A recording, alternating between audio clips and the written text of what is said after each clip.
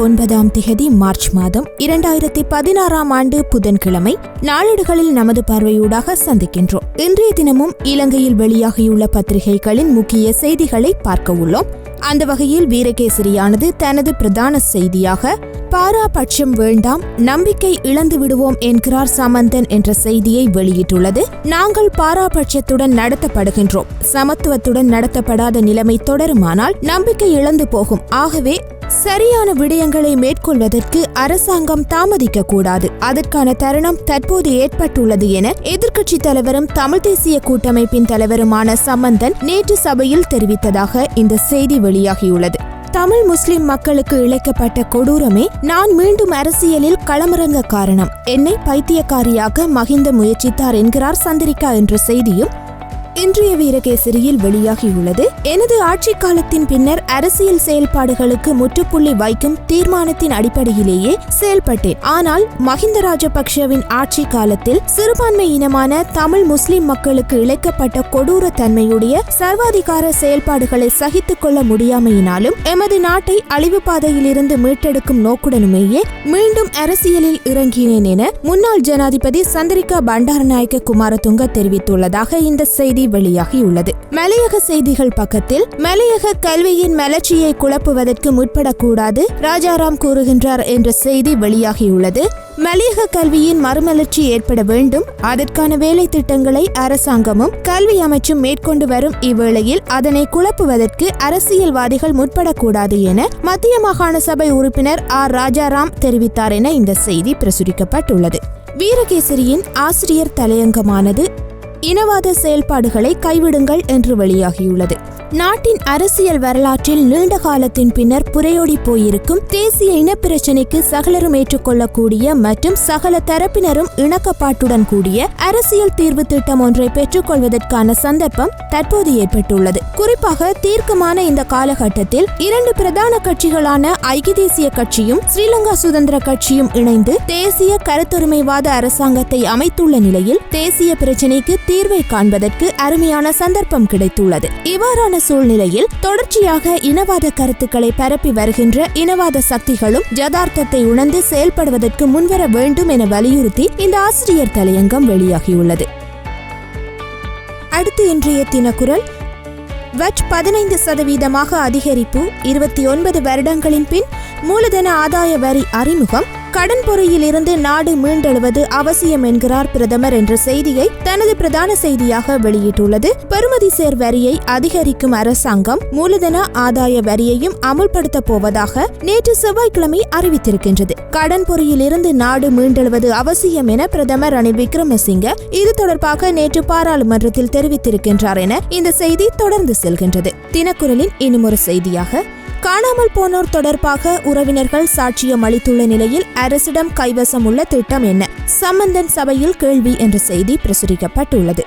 தினக்குரலின் ஆசிரியர் தலையங்கம் பால் சமத்துவம் என்று வெளியாகியுள்ளது. சர்வதேச மகளிர் தின நிகழ்வுகள் இந்த வாரம் பூராகவும் உலக நாடுகள் பலவற்றில் இடம்பெற்றுக் கொண்டிருக்கின்றன. பால் சமத்துவம், பெண்களுக்கு வலுவூட்டுதல், தொழில் வாய்ப்பை ஏற்படுத்தி கொடுத்தல், பாலியல் வன்முறைகள் மற்றும் குடும்ப வன்முறைகளில் இருந்து பாதுகாப்பளித்தல் போன்ற பல்வேறு தொனிப்பொருளில் கருத்தரங்குகள், கலந்துரையாடல்கள், உரைகள் இடம்பெற்று வருவதையும் அவதானிக்க முடிகின்றது. ஒப்பீட்டளவில் வளர்ச்சி அடைந்த மேற்குலகை விட இலங்கை, இந்தியா உட்பட கீழத்தேய நாடுகள் பெண்களுக்கு வலுவூட்டுதல் மற்றும் அதிகாரம் அளிக்கும் விடயத்தில் மிக தாழ்ந்த மட்டத்திலேயே இருந்து வருகின்றது. கடந்த நூற்றாண்டை விட இந்த நூற்றாண்டில் பெண்கள் மற்றும் நலிந்த நிலையில் உள்ள சமூகத்தினர் குறிப்பிடத்தக்களவு சுதந்திரத்தை பெற்றிருக்கின்ற போதிலும் சகல துறைகளிலும் ஆண்களுக்கும் சரிநிகரான உரிமைகளை இன்னமும் பெற்றுக்கொள்ளவில்லை என்பதே யதார்த்தம். கல்வி, தொழில் வாய்ப்பு என்பவற்றில் பெண்களுக்கு சம வாய்ப்புகளை ஏற்படுத்தி கொடுப்பதன் மூலமே பெண்களுக்கு வலுவூட்ட முடியும் என்று வலியுறுத்தி இந்த ஆசிரியர் தலையங்கம் பிரசுரிக்கப்பட்டுள்ளது.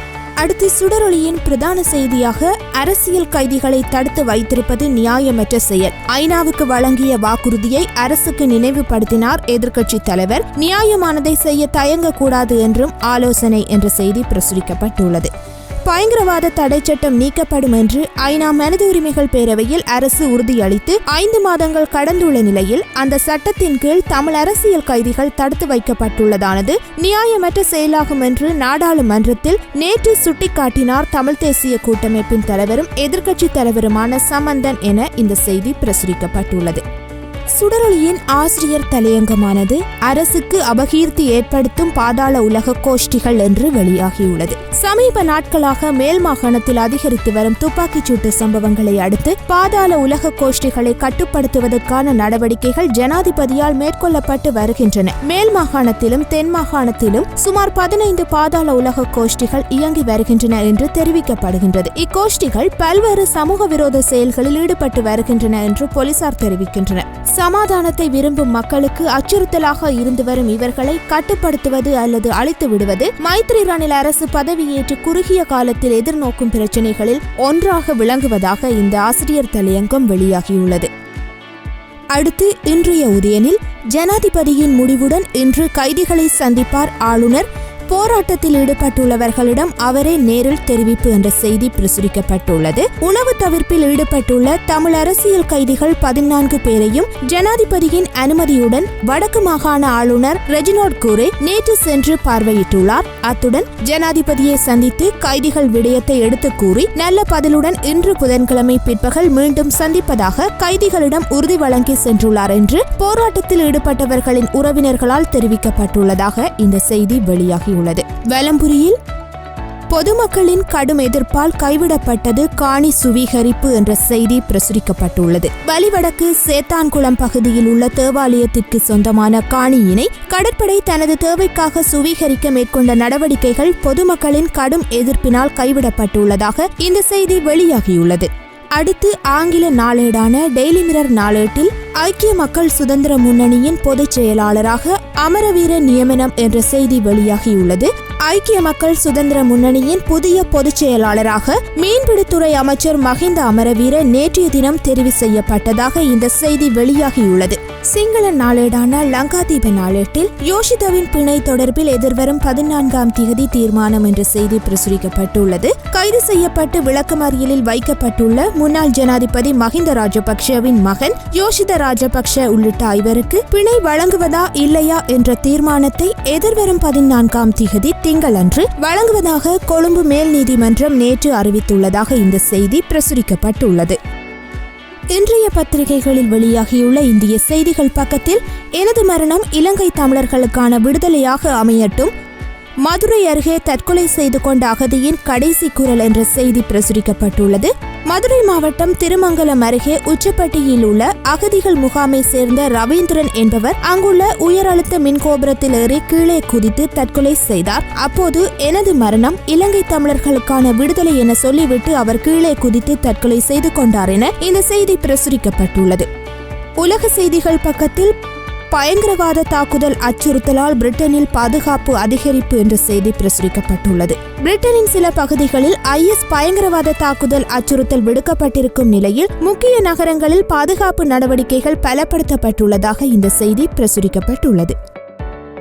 அடுத்து இன்றைய பத்திரிகைகளில் வெளியாகியுள்ள கேலி சித்திரங்கள் தொடர்பில் எமது பார்வையினை செலுத்தலாம். வீரகேசரியின் கேலி சித்திரமானது கடந்த சில நாட்களாக அதிகரித்து வரும் துப்பாக்கிச்சூட்டு சம்பவங்களை அடுத்து பாதாள உலக கோஷ்டிகளை கட்டுப்படுத்துவதற்கான நடவடிக்கைகளை மேற்கொள்ளுமாறு ஜனாதிபதி உத்தரவு பிறப்பித்துள்ளார். இவ்வாறான நிலையில் பாதாள உலக கோஷ்டியினர் நிலத்தின் கீழே உறைவிடங்களை அமைத்து உல்லாசமாக இருக்க போலீசார் வீதிகளில் பூத கண்ணாடிகளை கொண்டு பாதாள உலக கோஷ்டியினரை தேடுவது போன்று இந்த கேலி சித்திரம் வரையப்பட்டுள்ளது.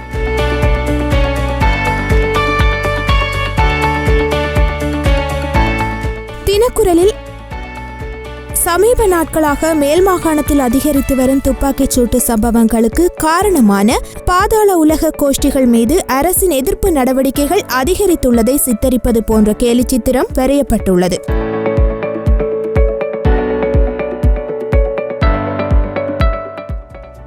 சுடரொளியானது இனவாதம் மதவாதம் என அனைத்தையும் வெளியிடும் எமது தேசம் விஷமற்ற தேசமா என்ற கேள்வியுடன் கேலி சித்திரத்தை வெளியிட்டுள்ளது. இதுவரை இலங்கையில் இருந்து வெளியாகியுள்ள பத்திரிகைகள் மற்றும் பிராந்திய பத்திரிகைகளின் முக்கிய செய்திகளை பார்த்திருந்தோம். மீண்டும் ஒரு நாளேடுகளில் நமது பார்வையூடாக சந்திப்போம். நன்றி, வணக்கம்.